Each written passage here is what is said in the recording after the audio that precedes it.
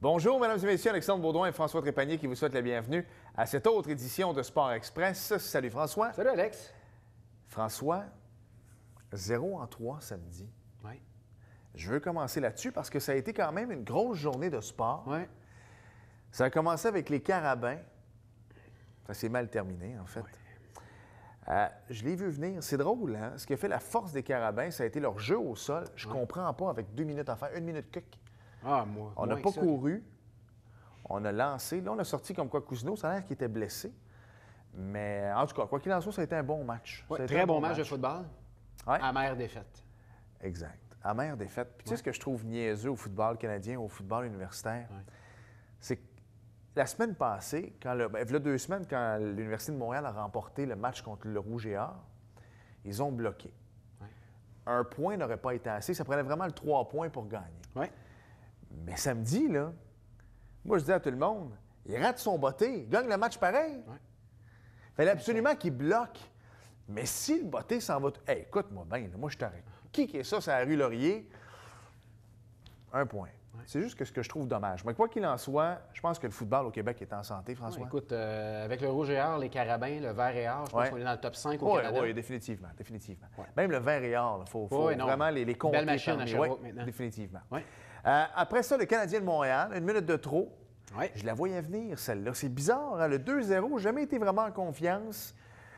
C'était le party chez nous, je dois t'avouer, là, c'était le 4e anniversaire de Juliane. Ouais. C'est plus les parents, la famille et tout ça. Fait que, disons que le prétexte, c'était la fête de Juliane, parce que sa vraie fête, c'est le 3 décembre. Malgré la défaite, Alex, ton chum Chucky, Alex Galchenyuk, est en feu. 3e étoile de la semaine dans la Ligue nationale. Je lui ai parlé après le match. François était satisfait. Il est rendu à 4 matchs en ligne avec un but. 3e étoile de la Ligue, c'est bien. 3e étoile, très bien. Ça a bien été. Et ensuite de ça, c'est là que je vais arriver. Ouais.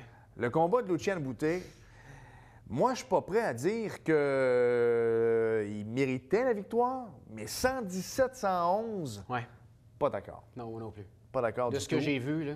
Écoute, il était au corps. Je suis content de voir. Et là, j'oublie le nom du gars, mais c'est Degault, en tout cas, le champion WBC. Pas assez connaissant. Un petit peu moins fort que De Gale. Et je pense que ESPN, en tout cas, les réseaux de télévision américaines ont adoré les performances de Lucien Boutet. Il sera de retour. Mettez un petit 2 là-dessus, là. Je suis convaincu qu'il va skipper le combat éliminatoire et d'après moi, il va avoir une chance au titre de la WBC fin 2016, j'ai l'impression. En tout cas, quoi qu'il en soit, he's back. Oh yeah! As-tu aimé le combat? J'ai adoré. L'as-tu vu? J'ai vu plusieurs parties. Ouais. Et c'était du grand Lucien, de ce qu'on avait vu auparavant. Moi, j'étais là pour bouter Pascal au Centre Bell. C'est vrai. Le jour et la nuit, mon ami. T'en as vu des parties? Tu faisais quoi? Tu faisais la vaisselle? Oui. Ou... OK. À 11h30? Oui, hey. La vaisselle m'a lâché, Alexandre. Seul point négatif.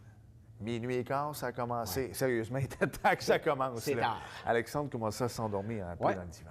François, il ne reste plus grand temps. Si on veut faire une petite fermeture à la fin, il n'y a plus de NASCAR de toute façon. Parle-nous un peu des invités parce que c'est un spécial 100% François Trépanier cette semaine. Oui, Caroline Ménard, directrice marketing de non pas Ski Bromont, mais bien Bromont Montagne d'Expérience, Alexandre. On va nous expliquer pourquoi ça s'appelle maintenant Bromont Montagne d'Expérience. J'ai hâte de l'entendre. Et ça ouvrait aujourd'hui à Ski Bromont, la montagne. Donc, une bonne nouvelle pour les skieurs. Et on a également Olivier Tremblay, gars de la région, bien connu, joueur de la Ligue nord-américaine de hockey. C'est ça. Pompier, fait des firefit, du crossfit. Oh, oui. Il fait tout. Et entrevue que tu as réalisée la semaine dernière. En plein ça. C'est la raison pour laquelle François n'aura pas la même chemise. Et voilà. Merci François. Merci Alex. On s'arrête 5 secondes et retour. Caroline et François. C'était aujourd'hui le début de la saison de ski du côté de Bromont Montagne d'Expérience. Pour en parler, la directrice marketing Caroline Ménard est avec nous. Bonjour Caroline. Salut. Déjà le temps de l'ouverture de la saison de ski à Bromont Montagne d'Expérience. Caroline, on va mettre les gens dans le contexte.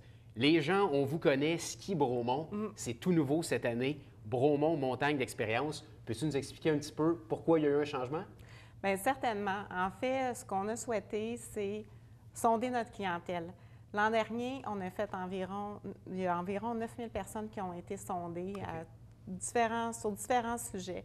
Ce qu'on voulait vraiment, c'est de répondre aux besoins de la clientèle. Puis ça nous a amené un cheminement et on a voulu surtout mettre en valeur Bromont et non pas Ski Bromont parce que On est une destination 4 saisons, puis on offre le multi-activité. Ouais. Donc, on voulait mettre en valeur cet élément-là.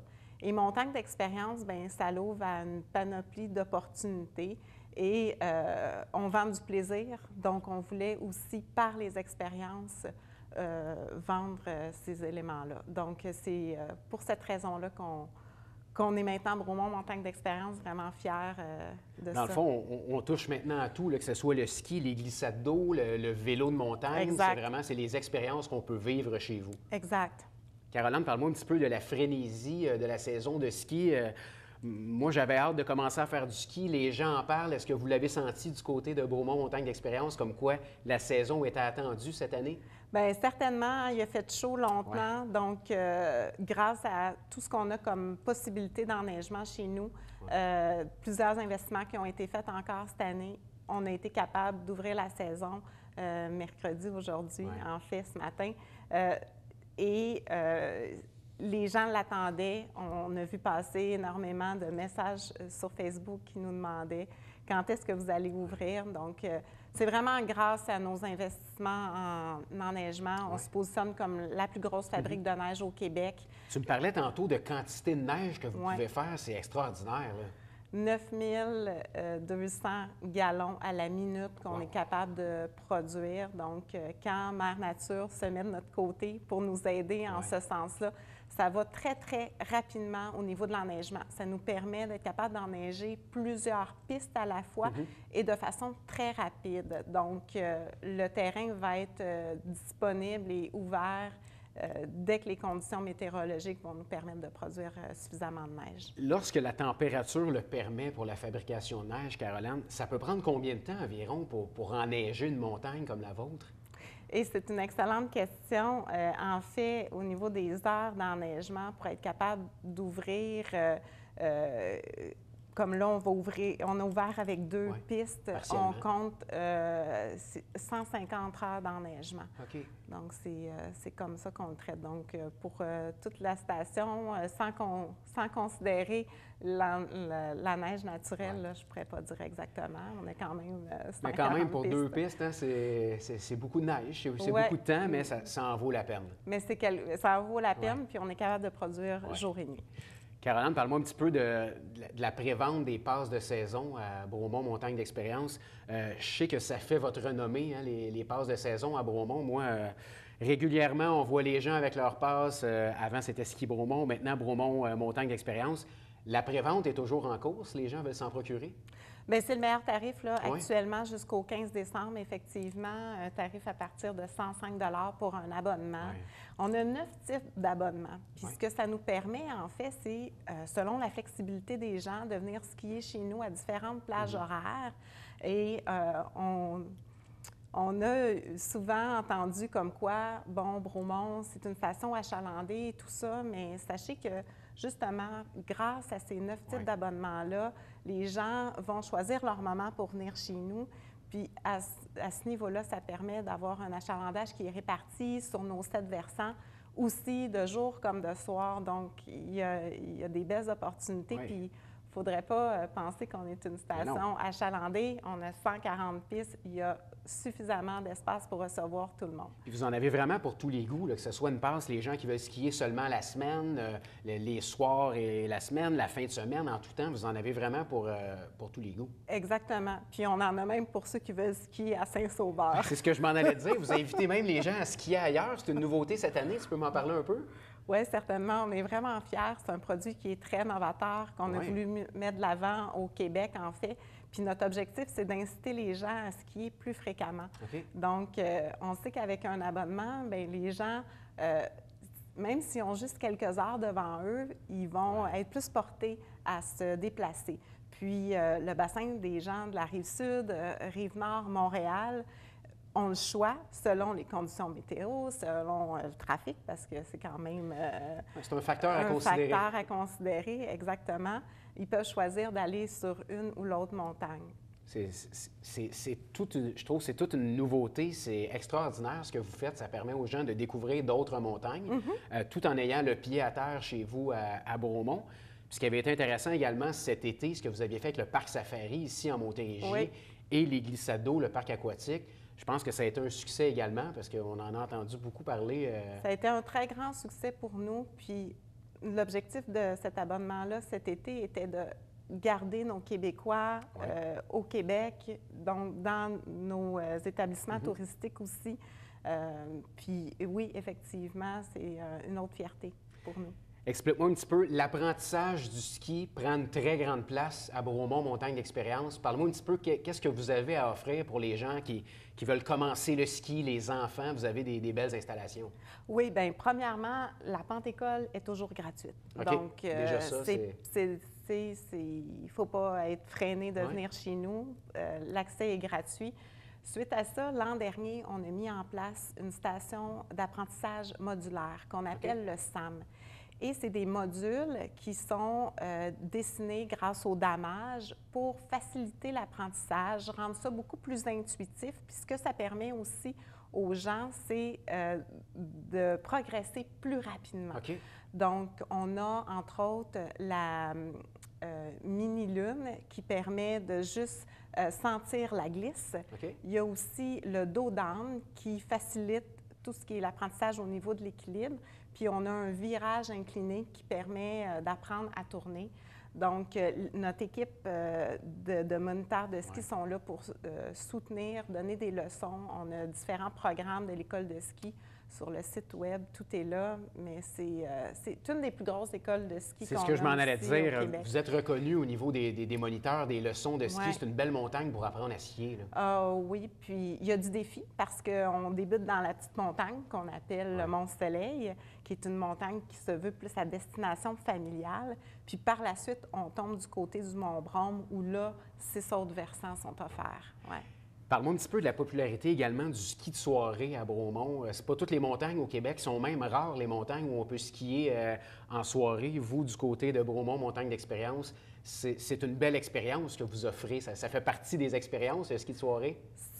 Ça fait effectivement partie des expériences. Et cette année, on a aussi, dans nos nouveautés, un nouveau concept de nuit blanche. OK. Les samedis, il y a 9 nuits blanches qui vont être mises en place.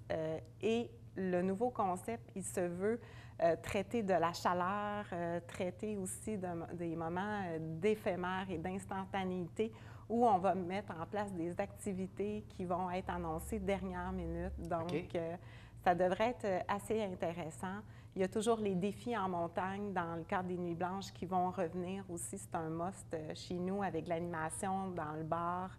Mais oui, skier en soirée, c'est une belle activité. On a 99 pistes éclairées, donc il y a encore beaucoup de terrain skiable qui permet cette activité-là. Caroline, qui vient skier à Ski Bromont? Quelqu'un qui n'est jamais allé? Est-ce qu'on retrouve des enfants, des grands-papas? On retrouve des gens de tous les âges? C'est très large, notre clientèle, effectivement. Les tout-petits, l'intergénérationnel qui prend de plus en plus place chez nous. On a des skieurs qui ont plus de 80 ans qui viennent de façon hebdomadaire. Donc, les fidèles. Oui, les très grands fidèles. On a fêté nos 50 ans l'année dernière. Donc, les fidèles, il y en a certains qui ont vécu ces 50 années-là chez nous. C'est vraiment intéressant de savoir que les gens sont très attachés à la station. En terminant, il reste 30 secondes. Si les gens veulent avoir plus d'informations sur Bromont, Montagne d'Expérience, vous avez un populaire site web? Populaire site web, skibromont.com, qui sera nouvellement lancé le 16 décembre. Et il y a également une page Facebook? Page Facebook. Que vous agrémentez très bien avec des photos. Les gens sont au courant. Il y a des concours, donc n'hésitez pas. Bien, vous êtes très agréable à suivre, en tout cas, puis c'est très agréable d'aller vivre des expériences à Bromont, Montagne d'Expérience. On invite les téléspectateurs à aller profiter de l'hiver à Bromont, Montagne d'Expérience. Caroline, merci beaucoup d'être passée à Sport Express. Merci.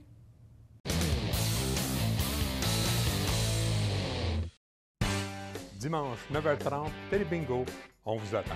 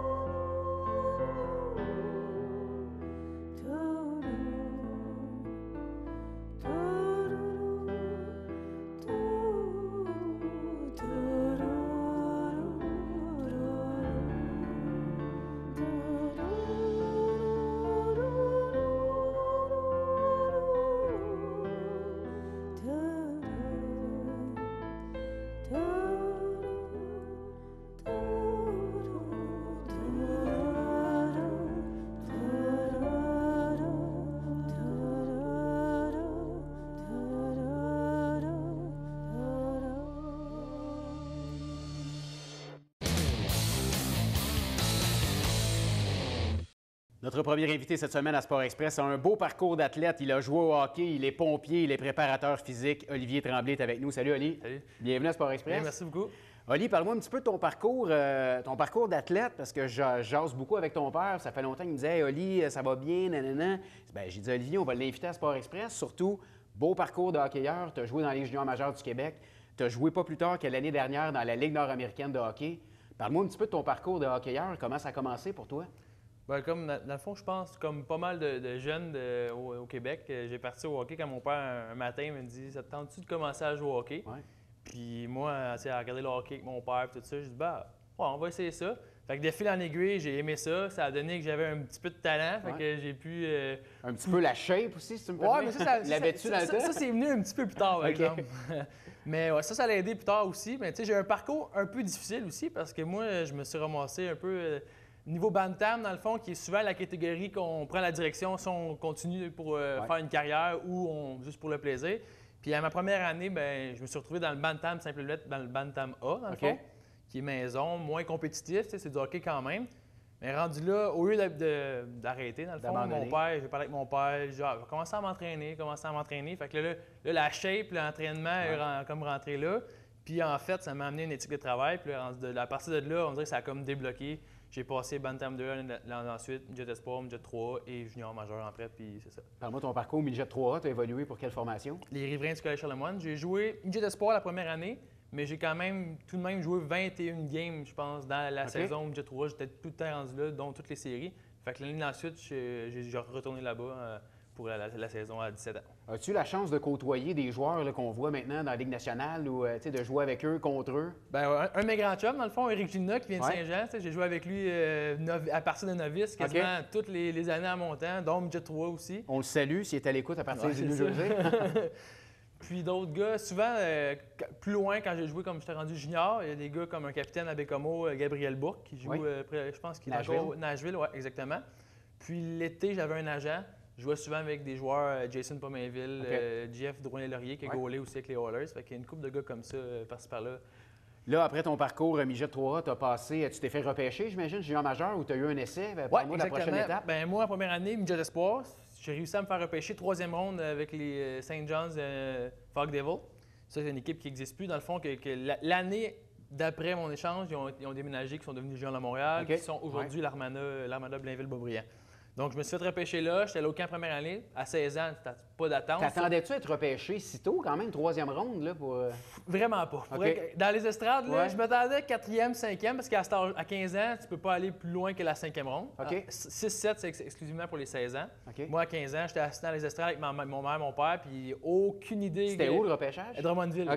Il y avait une équipe, le Weston, qui m'avait dit « Ah, nous, on serait prêts dans 4-5e puis 3e ronde. » Puis Newfoundland, il y a un petit accent anglais. Olivier Tremblay. On avait zéro entendu ce qu'ils ont dit. Quand on était assis, on ne disait pas un mot. Puis quand ils ont annoncé en avant, la surprise, mais vraiment, c'est un des plus beaux moments de ma vie pour eux. C'était quelque chose. C'est le rêve de tout jeune d'être repêché junior majeur, dans le fond, quand tu joues au hockey. Tu as eu la chance de l'être. Parle-moi de ton parcours. Tu as joué une année complète dans le junior majeur, un petit peu plus? J'ai commencé un petit peu à Terre-Neuve. Là, comme à 15 ans, j'ai pas joué une Jet 3. C'était Réal Paiement, le coach dans ce temps-là. Ils ont décidé de me retourner une Jet 3. J'ai joué mon année complète une Jet 3, qui a quand même bien été. L'année ensuite, quand ça a été vendu à Montréal, moi, à la fin du camp d'entraînement, dernière coupure que je pensais faire l'équipe, dans le fond, que c'était réglé, j'ai été, au lieu d'aller voir me faire couper ou faire l'équipe, je me suis fait dire tu vas être échangé, mais on ne sait pas où. Donc, le lendemain, j'ai eu l'appel que j'étais échangé à Bécomo. Là, je passais de Terre-Neuve à 3 heures d'avion. Je revenais de proche de chez moi. Puis là, je retournais à Bécomo, 8 heures de route. Fait que, en dedans de pas grand temps. Puis à Bécomo, j'ai joué une saison complète, puis un début de saison après, l'année ensuite, à 18 ans. Parle-moi de ton expérience junior majeur. Est-ce que, on dit souvent, c'est pas facile les études, quand tu es aux études junior majeur. Vous êtes toujours en autobus, le voyagement. Est-ce que ça a été difficile comme expérience? Personnellement, à Bécomo, on était très bien encadrés, mais ça, je pense, comme j'entends souvent cette question-là aussi, ça va souvent avec le vouloir du joueur. Fait que si tu veux progresser dans ton étude, ça va se faire facilement parce qu'il y a du monde autour de toi qui vont t'aider à t'enlever des cours ou c'est sûr que des sessions beaucoup moins chargées au cégep. Allégé. Très allégées, puis les profs, ils t'aident parce que tu es souvent parti, mais quand tu veux, ça se fait très bien. J'ai eu les meilleurs notes de mon cégep, je pense. Pendant que tu évoluais junior majeur? Parce que j'avais juste ça à faire. école hockey. Qu'est-ce qui a fait que par la suite, tu as décidé de te diriger vers le Junior 3A? Ben, en fait, il y a eu un changement complètement à l'organisation de Bécomo. Moi, je suis un joueur plus, comme on parlait tantôt, gros gabarit, mise en échec, un petit peu moins de rapidité. Tu t'inspires un peu de Milan Lucic. Exactement, oui, exactement. Le changement d'entraîneur puis de DG a changé la mentalité Bécomo, qui avant était des équipes plus costaudes, que ça brassait, ça se battait. Puis là, il voulait amener ça des petits joueurs rapides. Fait que je me suis fait comme poliment tasser de là. Mais par la suite, je me suis ramassé à Kanawaki Junior 3. Puis pour vrai, ça a été une belle expérience aussi. Je ne regrette pas. Là. Du plaisir dans le Junior 3A. Oui, vraiment. Là, tu as eu la chance de jouer également dans différentes ligues seniors au Québec. Puis pas plus tard que l'an passé, les Prédateurs de Laval t'ont fait signe dans la Ligue nord-américaine de hockey. Parle-moi de ton expérience. C'est un bon calibre de jeu, hein, quand même. Les gens en parlent pas mal en balle, la Ligue nord-américaine, là, mais faut se le dire, c'est un bon calibre de hockey. Oui, très. Moi j'ai vraiment été surpris. Tu sais, mon père a arbitré, je pense, pendant... Sylvain. C'était le fils de Sylvain Tremblay qui a arbitré longtemps. Il a arbitré pendant 13 ans dans cette ligue-là. J'avais une petite idée, ça ressemblait à quoi, mais jouer dans la ligue, j'avais aucune idée. Puis j'ai vraiment resté surpris du calibre. Pour moi, dans ma tête aussi, ça allait être plus tough. Ils disent que c'est la ligue la plus tough au monde. Ça l'est quand même. As-tu jeté les gants? Oui, une fois. Une fois officiellement, mais il y a eu quelques escarmouches. Mais ouais. Pour vrai, calibre de joueur, je prends un exemple d'un joueur avec qui je jouais, Kolnick qui s'appelait. Il a joué 5 ans dans la Ligue nationale, puis il allait jouer dans le KHL après. Tu sais, tu joues contre des joueurs comme ça. Ils ont joué dans le show. Oui, c'est ça, exactement. Ils ont vraiment joué dans le show, puis ils ne sont pas le seul. Mais le calibre est beaucoup plus fort que ce qu'on peut se penser. Plus les bagarres sont encore là. Les gars sont forts au niveau du point aussi. Oui, c'est ça. En plus de ça, c'est les gars qui se battent, c'est les meilleurs. Le calibre est fort dans pas mal tout. C'est ça qui est le fun. Là, présentement, tu es pompier. Tu attends d'avoir un contrat en espérant que ça arrive bientôt, que tu puisses te trouver un emploi à temps plein. Mais en attendant, l'entraînement fait partie entièrement de ta vie. Tu as eu la chance de participer au Firefit, c'est bien ça? Parle-moi un petit peu qu'est-ce que c'était, on va voir des images. Ouais, Firefit, dans le fond, moi j'ai appris ça parce que, comme tantôt je t'expliquais, je suis rentré pompier à Otterburn Park. Puis quand je suis arrivé là-bas, tu sais, la recrue puis tout ça, puis là-bas, il y a un pompier, il s'appelle Joseph Colapel, il a 57 ans. Il fait des Firefit. Tu sais, ça marche avec le niveau d'âge aussi. Puis là, il me dit tu t'entraînes beaucoup, tu fais du CrossFit, t'aimerais-tu ça essayer ça? Je suis crime, on pourrait, tu sais. Puis là, on s'est ramassé une petite gang à occasion, on s'est dit, on va aller faire ça. Puis là, de fil en aiguille, je me suis préparé avec lui qui avait beaucoup d'expérience. Même s'il était plus vieux. C'est un bon coach pour toi. Une excellente technique. J'ai appris de A à Z avec lui.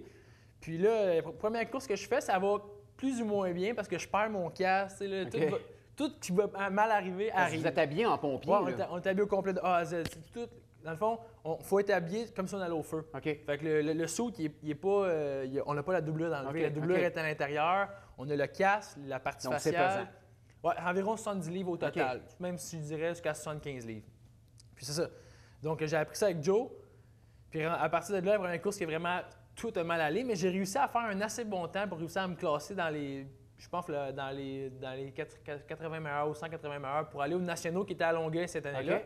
Puis après ça, rendu à Longueuil, j'étais allé avoir du plaisir, puis ça a fait que j'ai fait un excellent temps. J'ai fait 1 minute 32. Tu me disais que pour avoir un bon temps, c'est en bas de 2 minutes. Ouais, en bas de 2 minutes, c'est considéré comme un bon temps, mais les meilleurs, ils font 1,15, 1,12. Mais quand même, 1,32. Après ma troisième course, réussir à faire un temps de 1,32, me rapprocher à 15 secondes de eux, j'étais quand même très content. Mais comme tu disais, c'est très exigeant. Moi, j'ai été malade quand j'ai à mon 1,32. C'est-tu dans tes plans de reparticiper à des compétitions comme ça? Oui, c'est sûr. L'été qui s'en vient, pas l'été qui vient de passer, l'autre qui s'en vient la prochaine, je veux me relancer là-dedans. Cet été, j'ai pris un petit break, comme on expliquait, pour les concours de pompiers, l'étude, tout ça. Mais là, l'année prochaine, ce serait un de mes objectifs.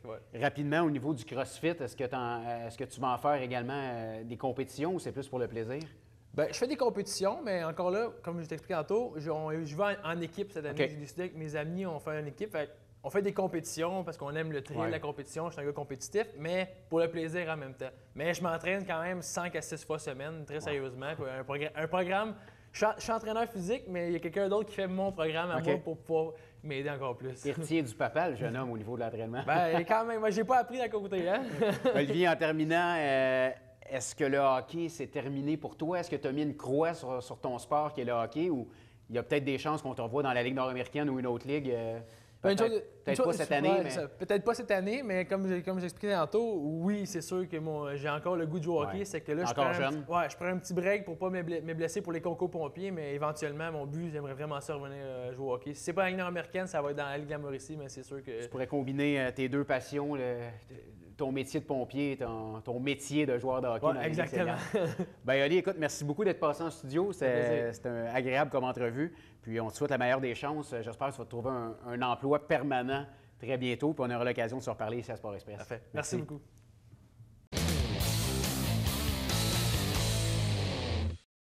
Nous sommes de retour à Sport Express. François, ça n'a pas très bien été pour les Forts en fin de semaine. Non. 2 défaites.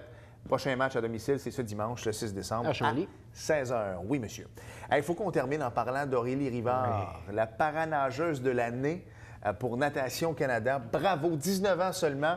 Et qui a été le paranageur? Benoît Huot. Benoît Huot. Alors, quand on dit qu'Aurélie Rivard est dans la même catégorie, dans la Ouais. même phrase que Benoît Huot, à 19 ans seulement, bravo, bien content de te recevoir à chaque année ici Oui. à Sport Express. On l'aime beaucoup, Aurélie. Et les jeunes, je vous le dis, là, quand on parle d'une athlète d'excellence, c'en est. Oui.